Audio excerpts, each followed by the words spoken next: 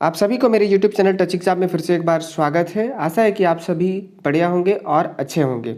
हम इस वीडियो में मेनली ये बात करने वाले हैं ई कल्याण स्कॉलरशिप यानी कि झारखंड स्कॉलरशिप्स के बारे में। यहाँ हम पे बात करने वाले हैं झारखंड ई कल्याण के स्कॉलरशिप के बारे में। और सेशन ये जो हमारा होगा झारखंड ई स्कॉलरशिप, वो हमारा 2021-22 सेशन होगा। यानी कि कब से इनका डेट जो है आपका ओपन होगा, कब से आप स्कॉलरशिप को यहाँ पर भर पाएंगे। तो फाइनली यहाँ पर नोटिस आ गया है, निकाल दिया गया है ई कल्याण की तरफ से, झारखंड ई कल्याण राज्य की तरफ से यहाँ पर नोटिस निकाल दिया गया है कि कब से आप इसका जो फॉर्म है वो सेशन आपका जो 2021-22 के लिए है वो कब से आप भर सकते हैं।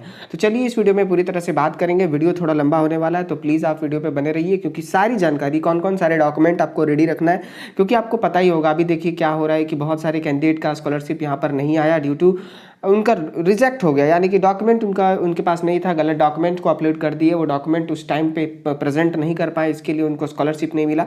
बहुत सारे ऐसे कैंडिडेट होते हैं जैसे कि जो बीएड कर रहे हैं या फिर डिप्लोमा कर रहे हैं या फिर बीटेक कर रहे हैं, पीएचडी कर रहे हैं, उन सभी के लिए यहाँ पर जो स्कॉलरशिप होता है वो बहुत मायने होता है, क्योंकि SC ST student, OBC student के पास उतने पैसे नहीं होते, वो स्कॉलरशिप्स के माध्यम से ही यहाँ पर पढ़ते हैं। ठीक है, तो अभी आपको पता होगा बहुत सारे कैंडिडेट जो बीएड वाले स्टूडेंट हैं उनका जो है साइट पहले ही बंद कर दिया गया था 10 फरवरी को। यहाँ पर आप देख सकते हैं 10 फरवरी को यहाँ पर बंद कर दिया गया था, जिसके कारण देखिए यहाँ पर दिख रहा होगा 10 फरवरी 2020 को बंद कर दिया गया था, जो कि उन लोग फॉर्म को नहीं भर पाए थे।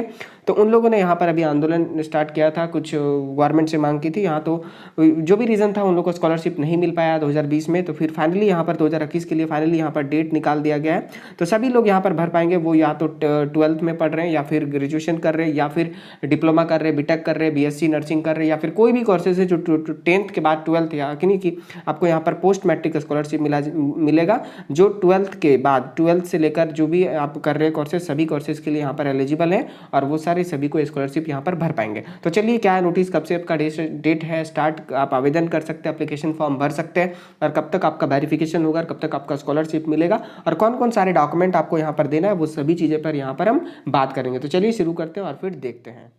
ये भी स्क्रीन पर आप देख पा रहे होंगे, ये नोटिस जो निकाला गया है वो आज ही की तरफ से निकाला गया है। मैं आपको यहाँ पर डेट भी दिखा दे रहा हूँ, आप उसके से कंफर्म हो जाइए। देखिए ये नोटिस मैं आज वीडियो बना रहा हूँ 21 जुलाई 2021 को, यानी कि आज ही यहाँ पर ये नोटिस आपका निकाला गया है। ये प्रभात खबर या फिर बहुत सारे न्यूज़पेपर पर कवर किया गया। ऑफिशियल साइट ई कल्याण पर अभी तक अपडेट नहीं हुआ है, तो वहाँ भी कुछ देर के बाद अपडेट हो जाएगा। जैसे ही अपडेट होगा मैं उस पर भी वीडियो आपको बनाकर दे दूँगा।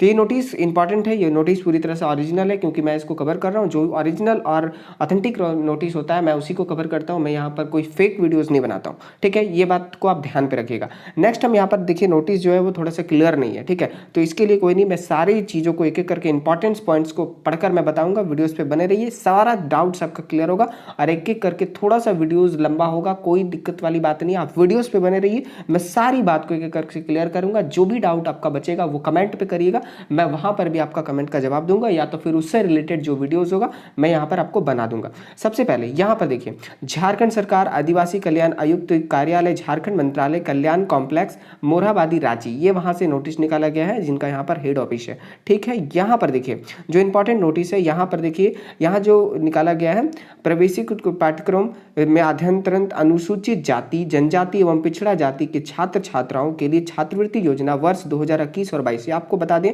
2021 और 2022, यानी कि इस सेशन का ही बात हो रहा है, 2021 से 22 के सेशंस की यहाँ पे बात हो रही है। हेतु आवेदन से संबंधित आवश्यक सूचना जो यहाँ पर है, ऑनलाइन एप्लीकेशन आप अप्लाई करेंगे, उससे रिलेटेड जो अब है वो सारी यहाँ पर दिया गया है। ठीक है, उसके बाद बता दें ये नोटिस में सारा चीज दिया हुआ है, A to Z point, scholarship से रिलेटेड कौन कौन भर पाएंगे, आपका इनकम कब का होना चाहिए, सारी चीज को डिस्कस करेंगे। वीडियोस पे बने रहिए, थोड़ा सा लंबा वीडियोस हो सकता है बट इंटरेस्टिंग है आपके लिए है। आपको यहाँ पर स्कॉलरशिप मिलेगा तो आपको पढ़ाई में मन लगेगा और फिर आपको मदद भी मिलेगा, ये बहुत जरूरी होता है। ठीक है, बहुत सारे कैंडिडेट स्कॉलरशिप भरते हैं बट उनको मिल नहीं पाता है ड्यू टू सम रीजन, जो कि वो वीडियोस को नहीं देखते और फिर वो नोटिस को नहीं पढ़ते हैं। ऐसा नहीं कि आप मेरे वीडियोस को ही देखिए, आप जहां से भी पढ़ते हैं आप अच्छा से पढ़िए और एप्लीकेशंस को फ्रेश और बढ़िया तरीका से अप्लाई करिए ताकि वो रिजेक्ट ना हो। ठीक है, यहाँ पर देखिए नेक्स्ट क्या है, पोस्ट मैट्रिक छात्रवृत्ति योजना के अंतर्गत अनुसूचित जाति, जनजाति एवं पिछड़ा जाति के छात्र छात्राओं को सरकार द्वारा जारी निर्देश के आधार पर निर्धारित मापदंड के अनुसार वित्तीय वर्ष 2021 और 22, बता दें आपको 2021 और 22 के लिए यहाँ पर बात हो रही है, में प्रवेशिक पाठ्यक्रम में अध्ययनरत छात्र छात्राओं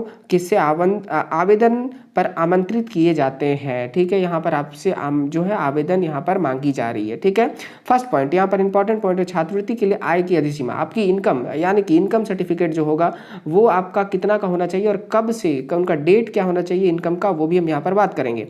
यहाँ पर देखिए इंपॉर्टेंट बात, अनुसूचित जाति जनजाति के छात्र छात्राओं जिनके माता पिता अभिभावक की सभी स्रोतों से वार्षिक आय 2.50 लाख रुपए से अधिक नहीं हो तथा पिछड़ी जाति के छात्र छात्राओं जिनके माता पिता अभिभावक की सभी स्रोतों से वार्षिक आय 1.50 लाख रुपए से अधिक नहीं हो, इस योजना के अंतर्गत छात्रवृत्ति प्राप्त करने वाले विद्यार्थी अन्य कोई छात्रवृत्ति का लाभ नहीं ले सकते हैं या ले सकेंगे। आपको बता दें, सबसे पहले यहाँ पर सारी बात को, इस फर्स्ट पॉइंट को मैं क्लियर करता हूँ। यहाँ पर जो ओबीसी के कैंडिडेट हैं, ठीक है, ये सबसे पहले मैं बता देता हूँ, ये ओबीसी और एसटी और एससी, ये 3 कैंडिडेट यहाँ पर अप्लाई कर सकते हैं।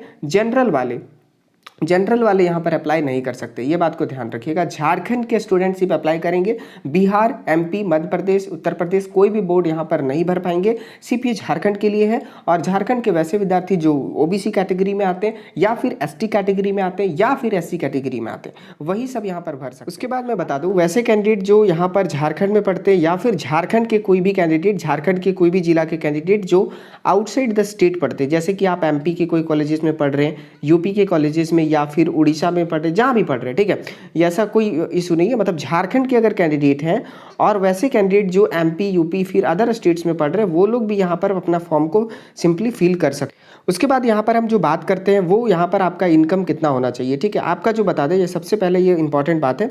सबसे पहले हम यहाँ पर जो बात करेंगे वो ओबीसी के लिए। ठीक है, ओबीसी कैंडिडेट जितने भी है उनका जो इनकम होगा वो 1.5 लाख से, यानी कि 1.50 लाख से कम होना चाहिए या इससे ज़्यादा नहीं होना चाहिए। ठीक है, आप ध्यान रखिएगा, ओबीसी के जितने भी कैंडिडेट हैं, गर्ल्स और बॉयज़, उन सभी का इनकम 1.5 लाख यानी कि 1.50 लाख से आपका कम का होना चाहिए और इससे अधिक का नहीं होना चाहिए। वहीं हम एससी एसटी का बात कर लेते हैं, तो यहाँ पर एससी और एसटी का इनका जो इनकम होगा वो 2.50 लाख यानी कि 2.5 लाख से अधिक का नहीं होना चाहिए। आपका 2.50 लाख का है तो चलेगा, 2.5 लाख का उससे कम का होना चाहिए और इससे अधिक का नहीं होना चाहिए। अगर आप बोलेंगे कि मेरा जो इनकम है वो 2.55 लाख का है तो फिर आप एलिजिबल नहीं है, ये बात ध्यान रखिएगा। और इतना इनकम वैसे मैनली नहीं होता है, क्योंकि सारे लोग जो होते हैं वो किसान होते हैं और फिर जो जॉब वाले हैं तो वो लोग एलिजिबल है नहीं, क्योंकि उनका इनकम तो और भी ज़्यादा होगा। तो ये बात आप ध्यान में रखिएगा, अपने अकॉर्डिंग आप वहाँ पर देख लीजिएगा।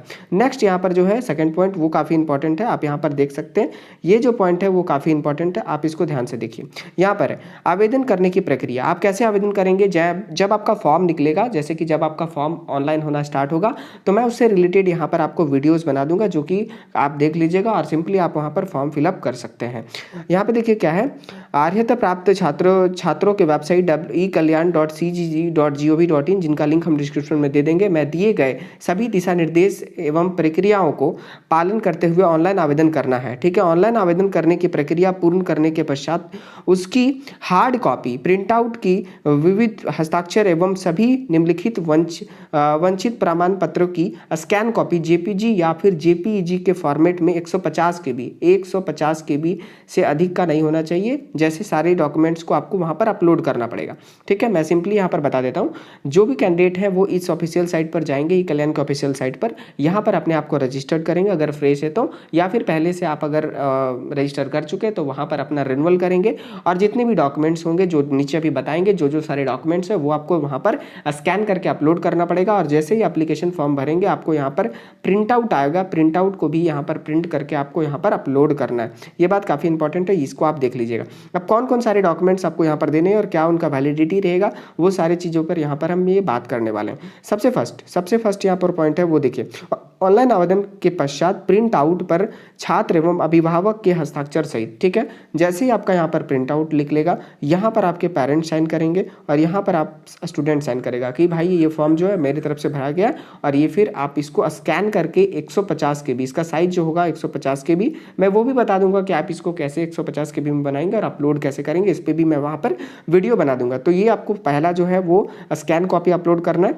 दूसरा, ऑनलाइन के माध्यम से निर्गत आय प्रमाण पत्र, पत्र, ठीक है, आपका जो इनकम सर्टिफिकेट होगा वो ऑनलाइन के माध्यम से, यानी ऑनलाइन इनकम सर्टिफिकेट होना चाहिए। ऑफलाइन वाले इनकम सर्टिफिकेट यहाँ पर वैलिड नहीं है। इनकम सर्टिफिकेट अंचलाधिकारी, ठीक है, या फिर अनुमंडल पदाधिकारी अथवा उपायुक्त स्तर से निर्गत की मूल प्रति, ठीक है, यहाँ पर बता दें आपका जो होगा अंचलाधिकारी से निर्गत हो चलेगा, अनुमंडल पदाधिकारी से भी होगा तो चलेगा, या उपायुक्त के स्तर पर होगा, कोई भी लेवल का होगा, ये तीनों लेवल का आपका होना चाहिए। इससे नीचे वाले का रहेगा तो फिर आपका वो वैलिड नहीं होगा, ठीक है। तो आप ट्राई करिए कि अपना सीओ या फिर एसडीओ या फिर हमारे जो डीसी होते हैं जिला के, वहाँ से आप बना सकते हैं, कहीं से भी आप बनाएंगे वो वैलिड होगा।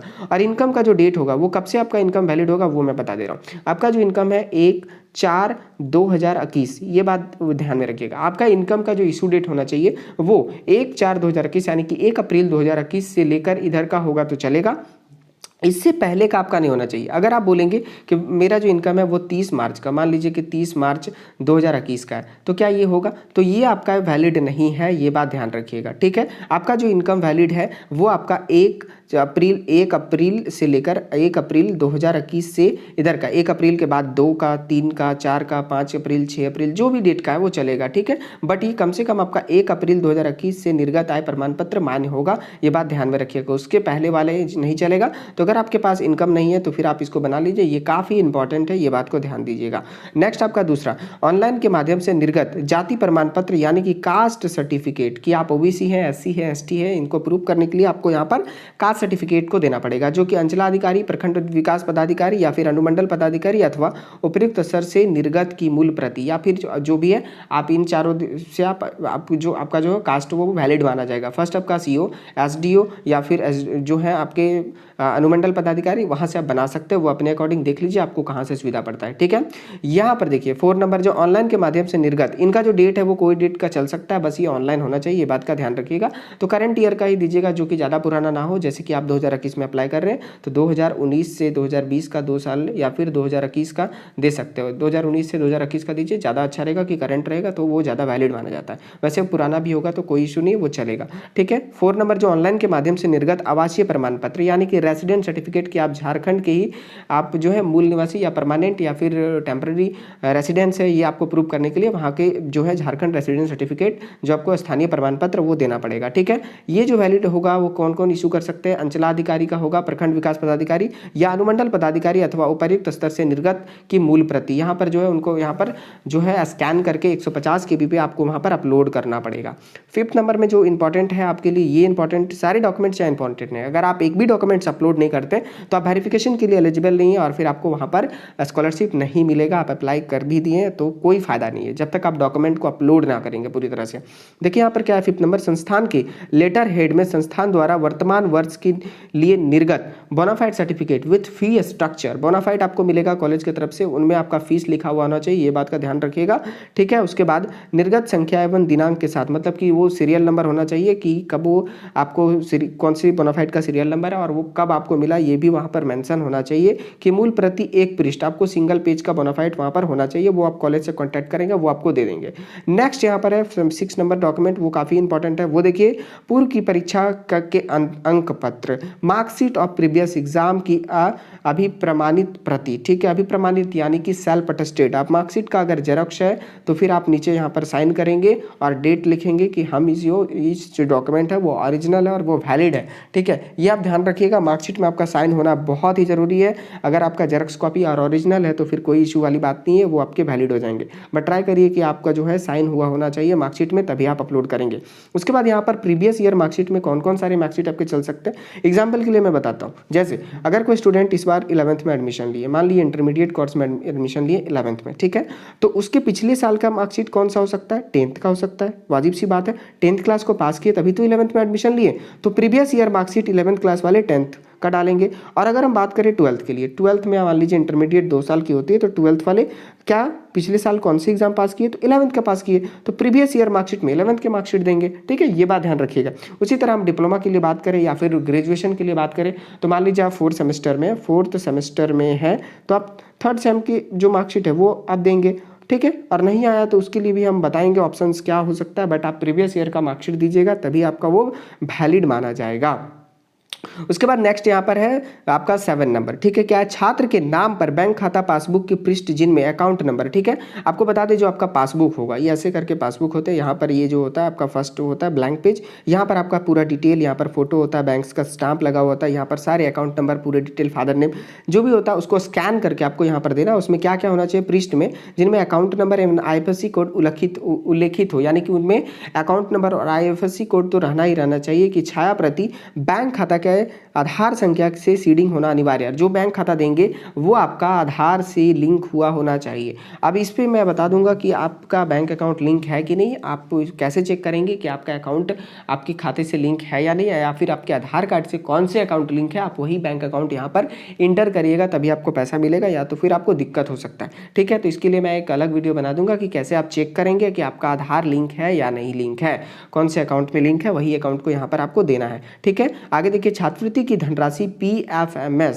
ठीक है, के माध्यम से आधार इनेबल DBT यानी कि डायरेक्टरी बेनिफिशियरी ट्रांसफर के द्वारा सुयोग्य छात्र छात्राओं के खाते में अंतरित की जाएगी। यानी कि आपको आधार बेस्ड यहाँ पर पेमेंट होगा जो कि आपके खाता में होगा, ठीक है। ये बात को ध्यान रखिएगा। तो इतने सारे डॉक्यूमेंट हैं, टोटली आपके यहाँ पर 7 डॉक्यूमेंट है, जो कि 7 डॉक्यूमेंट आपको यहाँ पर देना है। टोटली 7 डॉक्यूमेंट है। जो डॉक्यूमेंट है मैं एक एक करके बता दिया, आप इसको अपने लिख लीजिए, और जो भी इंपॉर्टेंट डॉक्यूमेंट है आप नहीं बनाए हैं तो बना लीजिए, ताकि आप स्कॉलरशिप को भर पाएंगे। यहाँ पर कुछ डेट्स है वो आप देख लीजिए। ऑनलाइन आवेदन की समय सीमा क्या रहेगी, पहले देखिए, नए शैक्षणिक संस्थान द्वारा ई कल्याण पोर्टल पर पंजीकरण एवं पंजीकृत संस्थान द्वारा नवीनीकरण हेतु आवेदन, ठीक है। आपको बता दें, ये जो है आपको बता दें, जो भी न्यू अगर कॉलेजेस खुला है तो वो अपने ये कॉलेज के लिए नोटिस है, वो आपके लिए नहीं, वो अपने आपको रजिस्ट्रेशन करेंगे 26/7/2021 से लेकर 14 अगस्त 2021 तक, यानी कि 26 जुलाई से लेकर अगस्त तक, यहाँ पर 14 अगस्त तक यहाँ पर वो रजिस्टर कर सकते हैं। और जो भी कॉलेजेस हैं वो अपना जो फीस स्ट्रक्चर है वो वहाँ पर रिन्यूअल करेंगे, क्योंकि आप जैसे स्टूडेंट है वैसे ही कॉलेज को यहाँ पर भी रिन्यूअल करना पड़ता है। तो वो आपके लिए नोटिस नहीं है, फर्स्ट नोटिस ये आपके लिए नहीं है, आप इस पर ध्यान नहीं दीजिएगा, ठीक है। आपके लिए जो है वो है दूसरा, ठीक है, संबंधित छात्र छात्राओं द्वारा छात्रवृत्ति हेतु आवेदन करने की प्रक्रिया।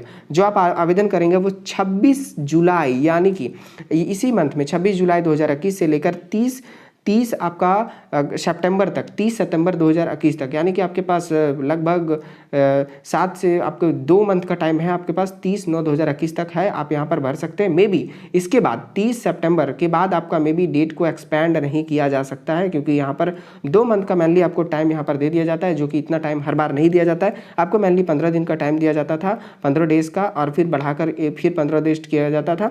बट यहाँ पर आपको डायरेक्टली यहाँ पर देखा जाए तो फिर आपको यहाँ पर 2 मंथ का टोटली टाइम मिल रहा है। तो इसी के अंदर आप ट्राई करिए कि अप्लाई करिए, ताकि बाद में आपको कोई अप्लाई का टाइम नहीं मिलेगा, ये बात को ध्यान में रखिएगा।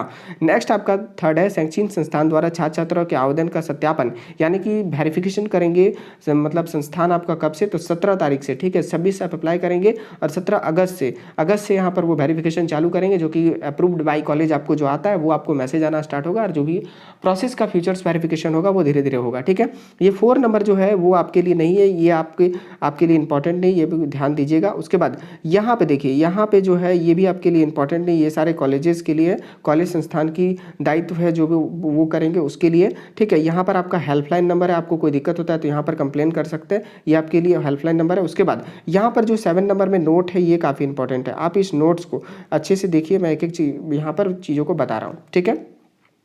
पहली बात, यहाँ पर जो है पोस्ट मैट्रिक छात्रवृत्ति योजना से संबंधित अनुसूचित जनजाति, अनुसूचित जाति, अल्पसंख्यक एवं पिछड़े वर्ग कल्याण विभाग के निर्गत दिशा निर्देश के अन्य अनुवर्ती सूचना वेबसाइट ई कल्याण पर देखा जा सकता है। ऑनलाइन आवेदन करने के पूर्व कृपया उक्त वेबसाइट पर दिए गए दिशा निर्देश अवश्य देख लिया जाए, ठीक है। जो भी आपको वहाँ पर अपडेट चाहिए वो आप ई कल्याण पर जाकर देख सकते हैं, और कहीं से आप अपडेट को ना माने, ठीक है। नेक्स्ट आपका और जो भी अपडेट इंपॉर्टेंट अपडेट होगा मैं उस पर वीडियो बना दूंगा, तो आप डोंट वरी, जब से आपका फॉर्म भरना चालू होगा 26 जुलाई से, मैं उस टाइम भी वीडियोज़ बना दूंगा कि कैसे आपको वहाँ पर फॉर्म भरना है।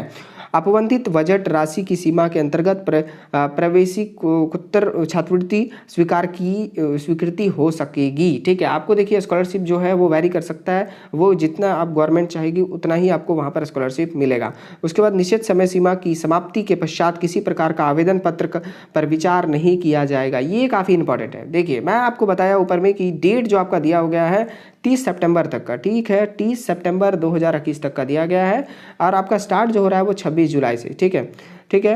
तो तो ये बात ध्यान रखिएगा, ठीक है। आप ये बात ध्यान रखिएगा 30 सितंबर के बाद में भी आपको डेट नहीं दिया जाएगा और फिर आप बाद में कुछ कंप्लेन भी नहीं कर सकते कि मेरा ये नहीं था, वो नहीं था, आप मेरा छूट गया, तो फिर आप कोई बात आपको माना नहीं जाएगा। इसलिए 30 सितंबर 2021 आपका लास्ट डेट है, तो इसी के बीच आप अप्लाई करिए और फिर अपना आवेदन को अच्छी तरह से भरिए और स्कॉलरशिप आप पा सकते हैं। या तो फिर बाद में बोलिएगा कि मेरा छूट गया, ये डॉक्यूमेंट अपलोड नहीं किए, मेरा ये वो दिक्कत, कोई दिक्कत को माना नहीं जाएगा। ये बात ध्यान रखिएगा, क्योंकि यहाँ पर ये लिख दिए हैं निश्चित समय सीमा की समीक्षा आपको काम करना है और आप सभी चीज़ को वहाँ पर भरना है।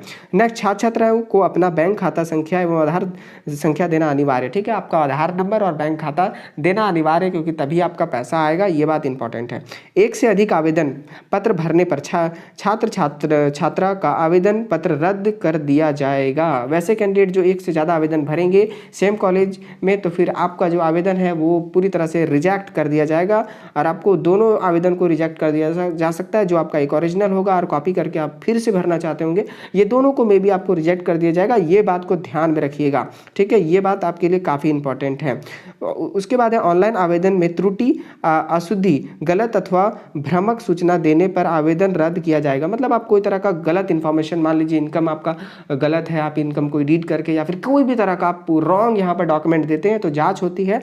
तो अगर आप पकड़े जाएंगे तो उसके अगेंस्ट आपका जो है एप्लीकेशन को रिजेक्ट कर दिया जाएगा और ये आपके लिए इंपॉर्टेंट है। ये नोटिस आज के डेट में निकाला गया, मैं सोचा आपको अपडेट दे देता हूँ। वीडियो काफ़ी लंबा हो चुका है, कोई नहीं, आपके लिए इंपॉर्टेंट वीडियो था। मैं फिर से आपको बता दे रहा हूँ, आपका जो डेट होगा स्टार्टिंग का वो 26 जुलाई, यानी कि 26 जुलाई से लेकर 30 सितंबर तक आप स्कॉलरशिप अप्लाई कर सकते हैं। इनमें वही सारे स्कॉलरशिप अप्लाई कर सकते हैं जो झारखंड के स्टूडेंट हैं और झारखंड से बाहर में भी पढ़ते हैं, और अगर वो झारखंड के अस्थायी निवासी हैं तो भी वो अप्लाई कर सकते हैं। आउटसाइड द स्टेट और इनसाइड वाले स्टेट भी यहाँ पर अप्लाई कर सकते हैं, जो भी उसके कॉलेजेस हैं उससे रिलेटेड। तो थैंक्स फॉर वाचिंग। ये वीडियोस आपको पसंद आया होगा। मैं जैसे ही वीडियो बनाया मैं आपके लिए हेल्पफुल वीडियो बनाता हूँ ताकि आपको सभी को पता चल सके। तो सभी को यहाँ पर अप्लाई करिए। इसके बावजूद अगर कोई तरह का परेशानी है तो आप हमें कमेंट करिए, मैं आपकी पूरी सहायता करूँगा। तो thanks for watching, have a nice day.